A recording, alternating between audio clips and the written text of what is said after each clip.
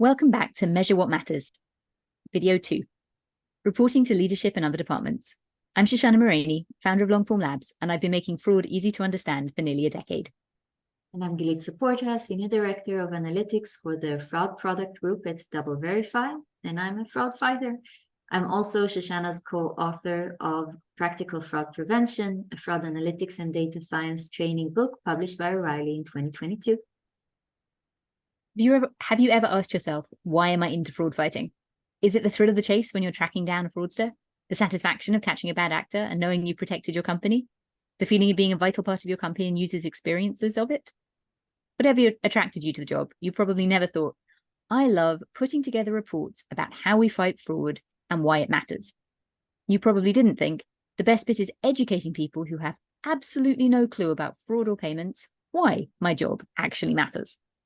You want to fight fraudsters, not feel like you're fighting your own organization for recognition, resources, and budget. The thing is, the way to avoid feeling like you're fighting your own company is to invest in educating your leadership teams and other departments. It's vital and more valuable than most fraud fighters realize. In this video, we'll be covering why reporting to leadership is important, why building relationships with leadership and other departments sets your own team up for success, and how to make sure that you build the necessary steps into your regular routine. Absolutely. In our experience, fraud teams that do take time to proactively update and educate other departments about their work are much more likely to feel valued by the rest of the company. And that's because naturally, most folks in your company, including leadership, have absolutely no idea what it is that you do all day. They don't know why it's that complicated to find fraud in data. And sometimes they don't realize why it's essential to begin with to identify fraud for the health of and the stability and success of the company. So the thing is, it's on you to teach them. Improving the perception of the fraud team and deepening relationships across the company is crucial to your ability to succeed as a team. Here are 3 key reasons why it matters. 1, to ensure budget and resources for the fraud team. 2, to make sure the company's fraud fighting systems are ready to handle any company changes that may be on the horizon. 3, to provide feedback about the fraud-related impact of company changes and suggest creative alternatives if necessary. Those last 2 might sound similar, so it's important to understand the difference. The first focuses on your team's ability to fight fraud effectively. If your company is running out gift cards, for example, there are a number of things you need to do to prepare for the inevitable attacks. It's about how your team handles the challenge. The second is about your ability to steer the company in a direction that minimizes risk while maximizing approvals and positive customer experience. The team responsible for rolling out the gift card program probably didn't think deeply about risk. It's not their job. If you're part of the planning from early on, you can suggest ways to create the program itself that makes life hard for fraudsters, but easy for customers, which makes your life easier too. Reporting and relationship building is most relevant for fraud leaders, but it's actually really important for fraud analysts as well. The metrics and case studies that analysts see as part of their daily work are important in helping department leaders present an accurate, meaningful picture to leadership and to the rest of the organization. It's also a great way for analysts to build their profile internally and to show that they get how their work impacts the company. This is a team effort. Everyone needs to understand what's needed, why it matters, and how to play their part. Now, some fraud fighting teams struggle to get started with reporting and educating, even though they know it's important. And that's because it just seems like a lot of work. But like many things in life, after the first couple of times, it's actually pretty easy. And here are some useful tricks that you need to know. The first one is just make a note. Whenever there's an interesting attack or fraud ring or a customer experience example that you could use to get some stats, make note of it with references that could help you pull up the data again when you need it. The second is to share the load. This should never be the job of just one person in your team to be the face of the fraud operation. Make sure that everyone in the team knows what to look out for and how to share it appropriately. Invite team members to participate, especially in educational efforts for other departments. And this is especially effective if individuals volunteer their time for educational events and take responsibility of specific aspects that they like. For example, someone might like to organize the lunch and learn events. Someone might like to plan a podcast. Another would like to keep track of conferences appearances. The more relationships that you are able to build between the departments, the better. It massively increases the knowledge and impact that you can have as a team. The last note here is to make it routine, build your reporting and relationship building efforts into your routine work. It doesn't need to take over your work, just means that you need a regular cadence. For example, you could be starting a reporting session once a quarter, or a context and education session once a quarter. You could have monthly lunch and learns for other departments.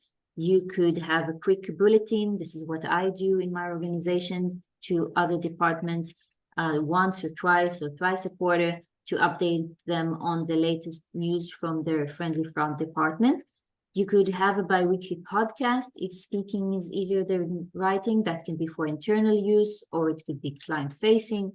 You could have someone from your departments that speaks at a conference, releasing the recording afterwards and making it available to your organization.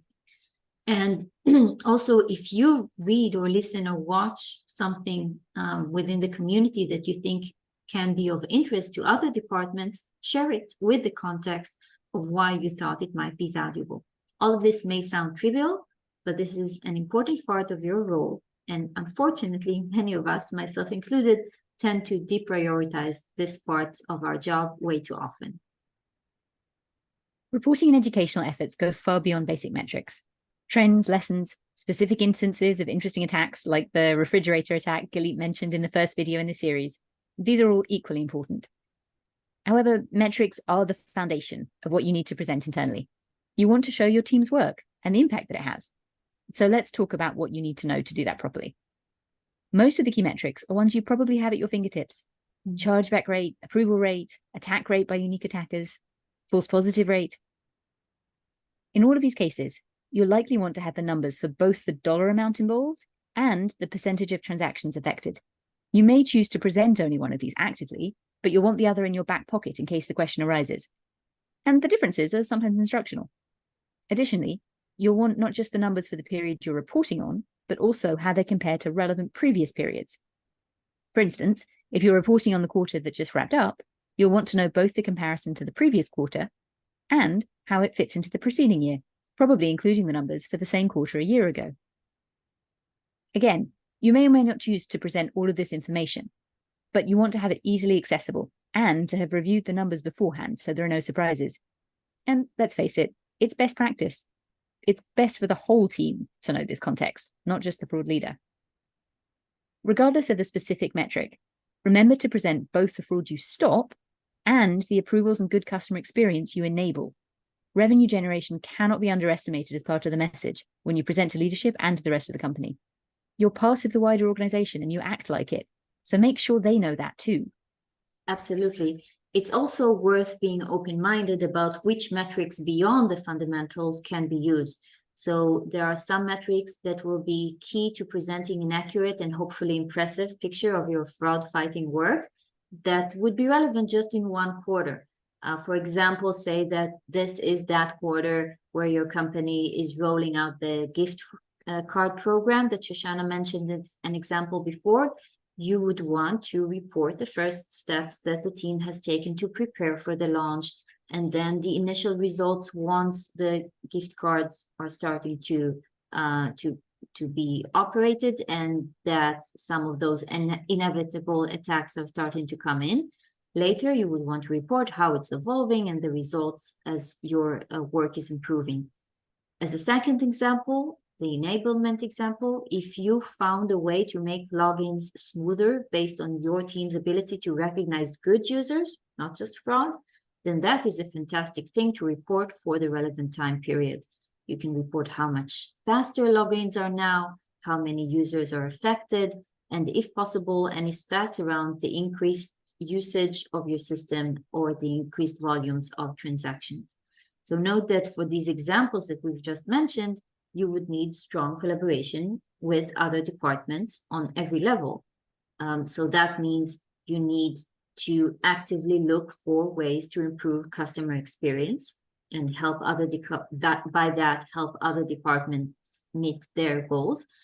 You would need to know which department does what and which department cares about the different ideas that you have. For example, that easier login example needs product, customer experience, customer service, identity validation, and maybe many more. And last but not least, you would need to keep in mind that you're really building relationships here with other departments where they can trust you to care about their goals and know that you want to help. Building this relationship can take time, but it is absolutely worth it. The final thing to get right with both reporting and education is talking to the people in the room. If you're talking to people who care primarily about customer experience, for example, focus on the ways fraud fighting can negatively impact that, and all the ways your team makes sure to contribute to a positive experience and avoid unnecessary friction. If you're talking to someone from finance, make it about the numbers, the loss you prevented from diverse directions, the ways you contribute to lifting the bottom line. And if you're talking to a department or leader with whom you either work closely or know you ought to work closely, focus on the areas where collaboration is successful already and the impact it has, and also on specific suggestions for how additional collaboration could improve things for both your departments. That's quite spot on.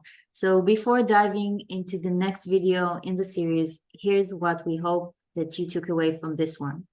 The first note we made is that reporting on your metrics and educating the wider organization is a key part of the fraud team's role in order to ensure that you get the resources, recognition, and access to information that you need to do your job well.